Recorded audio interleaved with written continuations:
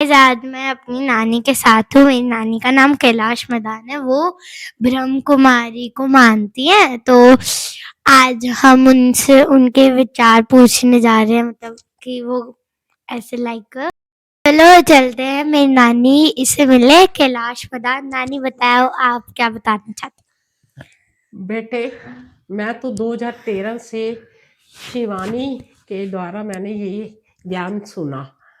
तो मैं भक्ति मार्ग में भी शिव को बहुत मानती थी। और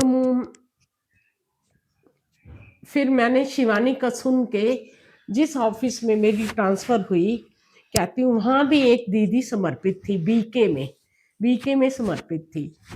तो बस हम तो लंच टाइम में भगवान के गीत गाया करते थे। उसके बाद एक बार मैं घूम रही थी तो मैंने उस दीदी को देखा और मेरी कुछ पुरानी फ्रेंड्स भी थी। हम लोगों की इकट्ठी ministry of health and family welfare में ट्रांसफ़र हुई थी। वो मुझे कहती है, आ जा कैलाश बहन, यहाँ तो भाई आत्मा और परमपिता परमात्मा का ज्ञान सुनाया जाता है। तो मैं भी शिव को बहुत मानती थी। तो फिर मैं चली गई। तो बस दीदी ने कहा ये यहाँ पे ना राजयोग सिखाया जाता है। मैंने अपने मन में सोचा भी भगवान की बातों में बहुत राज होंगे। तो तब से मैंने उनका ज्ञान, उन्होंने मुझे कुछ भी नहीं मालूम था भी पवित्र रहना है भी, इस बारे में मुझे कुछ मालूम नहीं था। तो जैसे जैसे दीदी ने 1-2 दिन ज्ञान दिया, फिर 2-4 दिन के बाद कहा दीदी ने, आप पवित्र रहते हो? मैंने कहा ऐसा तो भी मैं गृहस्थी हूँ, घर परिवार में ऐसा तो हमें किसी ने नहीं कहा वे पवित्र हो। पर दीदी ने कहा चलो कोई बात नहीं। फिर उन्होंने एक और हमारी फ्रेंड थी, उसके द्वारा दीदी ने कहा ये आपको कोर्स करवा देगी, 7 डेज का कोर्स करवा देगी। फिर एक बच्ची के द्वारा, वो भी मेरी बस में आती थी, हम चार्टर्ड बस में, क्योंकि ऑफिस में कई बार ऑफिस का भी काम होता है, हाँ। हम भी समय नहीं निकाल पाते थे। फिर उस बच्ची ने मुझे 7 दिन में ये कोर्स करवा दिया। मुझे बहुत अच्छा लगा।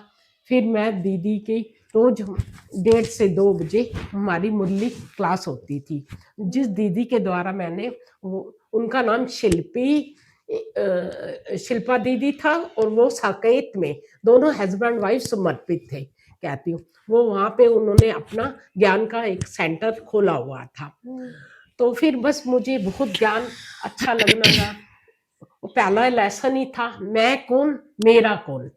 तो मैं आत्मा, जब उन्होंने मुझे आत्मा का भी ये ज्ञान सुना तो मेरी रुचि और बढ़ गई। कहती फिर मैंने दीदी भी जो मुरली वहाँ की 2 पेज की आती थी, वो हम भी समझाती भी थी और समझाती भी थी। फिर मैं जब भी मुझे ऑफिस से टाइम मिलता, मैं इंटरनेट में भी मैंने खूब इस विश्वविद्यालय के बारे में पढ़ना शुरू कर दिया।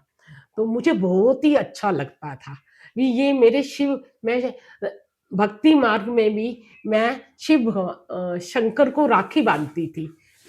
मेरे लौकिक भाई की, बड़े भाई की 98 में डेथ हो गई थी। तो मैं तब से कहती हूँ, और भाई भी थे, पर पहली राखी मैं शिव शंकर भोलेनाथ को ही मानती थी। तो ऐसे मेरा इंटरेस्ट इन बातों में क्रिएट हो गया। फिर मैं पढ़ना शुरू किया मैंने।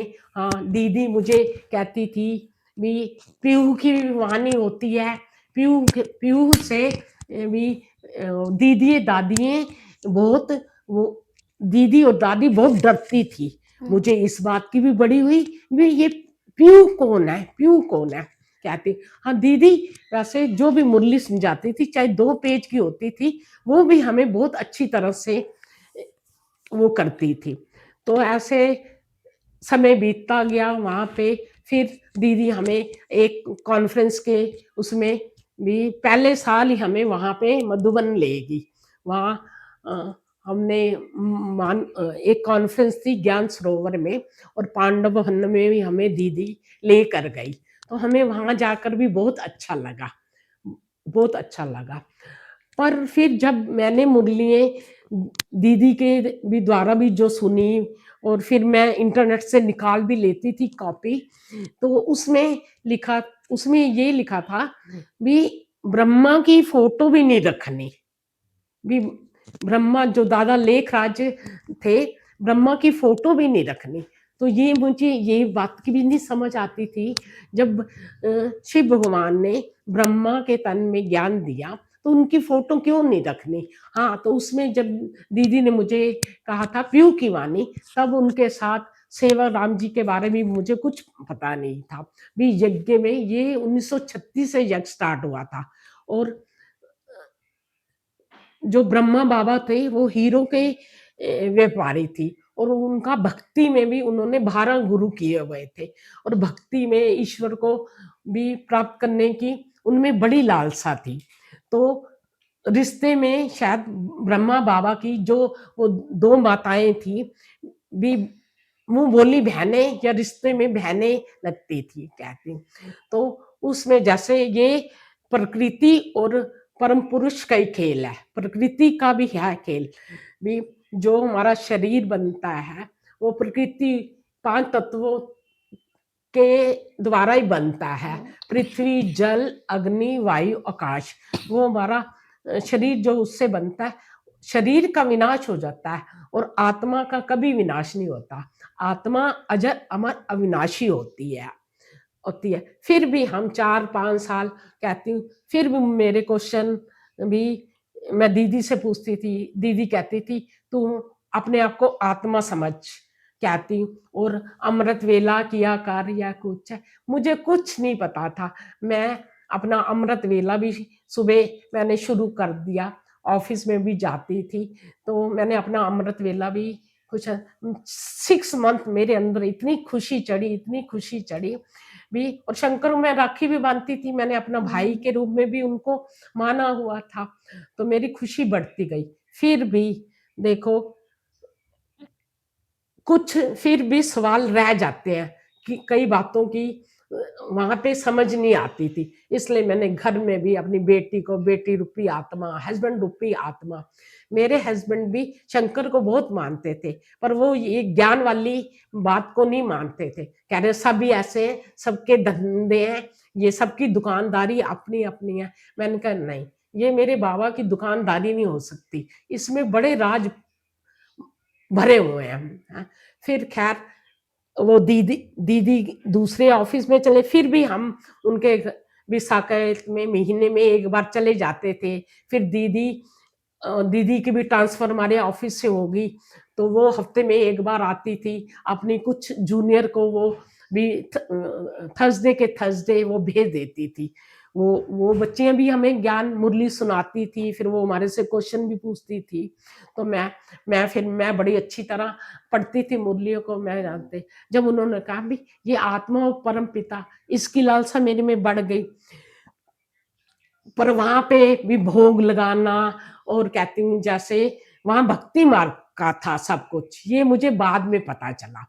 फिर 2013-14 में जो ये सेवक राम जी हैं, आध्यात्मिक विश्वविद्यालय की मैंने यूट्यूब में ही वो देखी, तो उसमें भी उनके ऊपर बहुत इल्जाम लगाए गए, तो मैंने मुरलियों में भी पढ़ा था भी जब तक अपनी आंखों से देखो, ऐसे किसी ब्रह्म वाक्यों से भी किसी पे ऐसे विश्वास नहीं करना चाहिए था, कहती हूँ। फिर भी मैंने वो बात अपनी मन में रखी, मैंने किसी को भी नहीं बताई, पर फिर भी मेरे क्वेश्चन तो रह ही जाते थे। तो अचानक फिर जब मैं 2019 में रिटायर्ड होगी, वहां भी 5 साल भी वहां मैं जाती थी, हर साल ही जाते थे हम, 3-4 फ्रेंड्स इकट्ठे मिलके, मेरे ऑफिस की फ्रेंड थी या कुछ है। फिर मैंने जब आध्यात्मिक विश्वविद्यालय के द्वारा ये भी कहती यूट्यूब के माध्यम से सुना, तो मुझे मेरी लालसा और बढ़ गई, भी ये क्या है, भी इसमें क्या है राज। तब तो मुझे और खुशी बढ़ गई, इतनी खुशी, मैंने उनकी 1-2 मुरलियाँ सुनी, तो मैंने वहां पे फोन कर दिया घर में बैठे ही, कहती हूँ ये शायद मेरी रिटायरमेंट के बाद की बात है। पर मैंने बीके भी मुरली घर में, क्योंकि मुरली आ जाती थी, मैं रोज ही पढ़ती थी और अमृत वेला भी करते थे। वहां जो मुझे 5 कार्ड मिले थे उसमें भी कहती हूँ, एक बार मेरे को बाबा ने लिखा, जो पहला कार्ड मुझे शिल्पा दीदी ने दिया था, भी आप अपनी मनसा वाचा से पूरे विश्व की आत्माओं को सकाश भाव। मैंने कहा ये क्या, बाबा को ये कैसे पता चल गया? भी मेरे हस्बैंड मुझे जाने नहीं देंगे कहीं, भी घर की जिम्मेवारी थी, मेरी सास भी मेरे पास रहती थी 6 मंथ के लिए, तो भी हस्बैंड जाने नहीं देंगे, क्योंकि वो भक्ति मार्ग में बहुत कट्टर थे, वो भी अपनी पूजा करते थे, तो और भी बातों के लिए मुझे टोकते रहते थे, नहीं घर में बैठ के करो, घर में बैठ के। पर मुझे ये ज्ञान इतना अच्छा लगता था, इतना, फिर भी मैंने उनकी भी बात मान ली। मैंने वहां भी हमारे घर के पास फिर रिटायरमेंट के बाद एक सेंटर था, हाँ कभी कभी जैसे शिवरात्रि पे चली गई, कभी सैटरडे संडे की मेरी छुट्टी होती थी, फिर भी घर की जिम्मेवारियां थी तो वहां भी मैं जाती थी, पर मुझे मन के अंदर एक सेटिस्फेक्शन थी भी ये रास्ता बहुत अच्छा है और मैं इसको छोड़ूंगी नहीं। फिर आध्यात्मिक विश्वविद्यालय का जब मैंने भी बाबा के मुख से, वहां पे दीदी कन्या माताएं मुरली नहीं चलाती, वहां पे बस भी टीवी के माध्यम के सारे बाबा की मुरलियां चलते हैं, तो वो मैं जैसे जैसे पढ़ती गई मेरी मन में इतनी खुशी पैदा हो गई भी मुझे तो इस विश्वविद्यालय में जरूर ही पहुंचना है। जब मैं वहां पे एक दिन चली गई, वहां पे मैंने एड्रेस निकाला यूट्यूब में, विजय विहार, जो उनका भी हेड ऑफिस दिल्ली है, वैसे उनका जो है वो कंपिल में है, फरुखाबाद में है, जो सेवाराम जी का आपको मैंने परिचय दिया। फिर उसके बाद जब मैं वहां गई तो दीदी कहती है, जब तक आप बाबा का बच्चा नहीं बनोगे और भी ये ज्ञान नहीं लोगे 7 दिन का, तब तक तो हम भी आप आए हो, अच्छा लगा हमें, पर आप मैं एक दीदी को कह दूंगी आपको, वो घर बैठे ही रोज ना एक लेसन करवा देगी। चलो वहां का भी कर ले, उन्होंने बहुत अच्छी तरह समझाया। 7 दिन का जो वो कोर्स था, क्योंकि मैंने बेसिक में भी लिया हुआ था, बेसिक ज्ञान तो था ही मेरे पास, तो वहां मुझे बहुत अच्छा लगने लगा। फिर यूट्यूब में मैं बाबा की रोज मूल्य सुनने लगी। फिर फिर एक बार फिर गई, क्योंकि मैं वहां पे भी थोड़ी सी सेवा जो होती थी वो मैं भंडारी में ही डालती थी वहां पे क्या थी, तो मैंने कहा चल अब थोड़े से पैसे मेरे पास इकट्ठे हुए पड़े हैं, तो मैं, उन्होंने मेरे से नहीं लिए। वो कहते थे जब आप कंपिल में एक दिन आना और एक दिन जाना, भी आप जब तक 7 दिन का ये भी वहां पे रह के नहीं आओगे ना, तो आप बाबा के पक्के बच्चे नहीं बन सकते, भी आत्मिक रूपी बच्चे नहीं बन सकते। ये हमारे बाबा ने भी बाबा ने हमें स्ट्रिक्ट मना किया है, कहती हूँ भी किसी भी बच्चे से सेवा नहीं लेनी जब तक वो बच्चा पक्का ना बन जाए।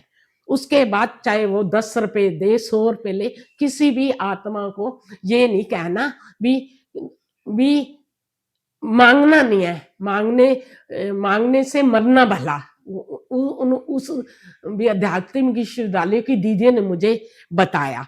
फिर ठीक है, फिर ऐसे करते फिर भी कहती हूँ 2 साल निकल गए, कहती हूँ 19 में रिटायर नहीं, शायद 20 में मैंने यूट्यूब के माध्यम से उनका ज्ञान सुना, फिर भी घर के सर्कमस्टांसिस कभी भी कहती हूँ भी मैं निकल ही नहीं पाई। हाँ, पर मैंने मुरली बाबा की नहीं छोड़ी। फिर एक दिन मैंने दीदी को कहा, मैंने कहा दीदी मैं वहां जाना चाहती हूँ भी, और फिर इतनी सर्दी भी नहीं थी, मैं वहां जाना चाहती हूँ।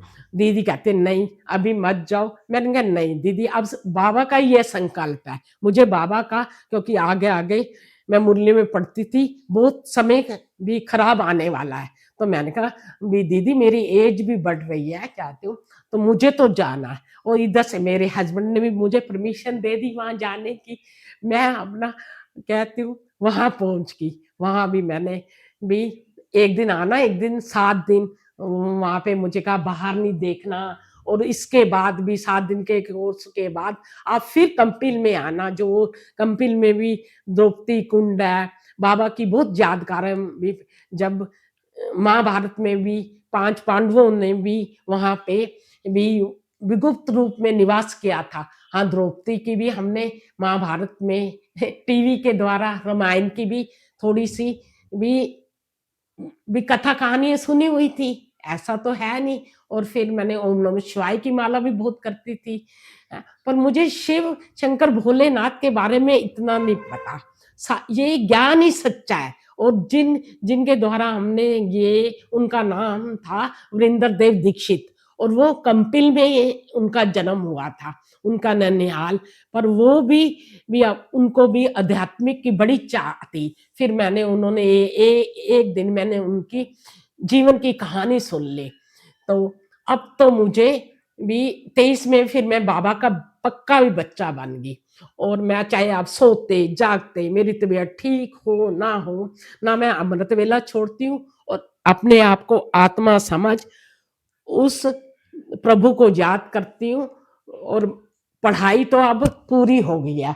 अब बाबा की बहुत वो है, बाबा ने कहा वहां भी विधर्मी बेसिक में बैठे थे, वो हर एक अपने आप को शिहोम बता देता है। अरे भगवान तो सत्य तो एक ही होता है ना, वो हमारा है वीरेंद्र देव दीक्षित जी कहते हैं। वैसे बाबा ने कहा है मैं लौकिक में वो भी मुरलियों में जब उनके साथ किसी के साथ उन्होंने पार्कों में जाकर अपनी भी अकेले यात्रा शुरू कर दी या कुछ, तो मुझे बड़ा दुख होता था। वाकई जब भगवान आते हैं तो मूलमती लोग उनको पहचान नहीं पाते, कहते हो। तो अब मैं बहुत खुश हूँ, और बाबा की एक वीडियो के माध्यम से मैं पूरी विश्व की आत्माओं के, अपने भारत की आत्माओं को ये संदेश देना चाहती हूँ भी यही सत्य है, आपको आना ही पड़ेगा। चाहे कहती हूँ अब वो कह रहे महाभारत महाभारी युद्ध शुरू होने वाला है, और ये जो महाभारत की कहानी है वो अंतिम की है, कहती हूँ अंतिम ही है, कलयुग के अंत की। द्वापर में उन्होंने, अरे द्वापर के बाद क्या भगवान कलयुग की स्थापना करेगा, कहते हो। हाँ, जब धर्म की अति ग्लानि होती है और पूरे विश्व की आत्माएं इस रंग मंच पे होती हैं, तब भगवान स्वर्ग की, नरक की दुनिया में स्वर्ग का वर्षा देते हैं।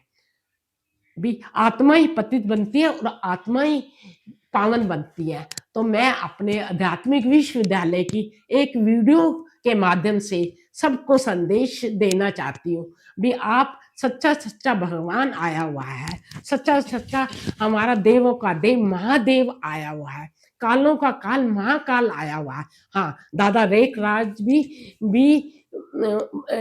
भी शिव की 2 आंखें हैं, राम और कृष्ण है। बाकी आप अगर ज्यादा समझना है तो आप आध्यात्मिक विश्वविद्यालय से संपर्क करें, कहते हैं वो आपको मुझसे भी ज्यादा अच्छा समझा सकते हैं।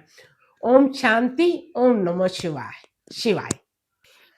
बस मेरी बात थैंक यू खत्म। नानी। आपके विचार बहुत अच्छे हैं।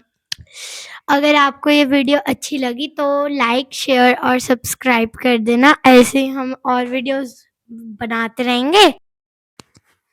थैंक यू बेटे, मेरी शिव की शक्ति, आपने मेरा ये ज्ञान जो है, ज्ञान का संदेश है, आपने लोगों तक पहुंचाना है।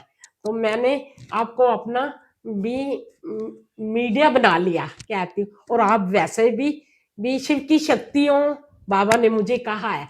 तो आप भी रोज शिव बाबा को याद किया करो, सुबह उठकर फिर अपनी शुरुआत किया करो।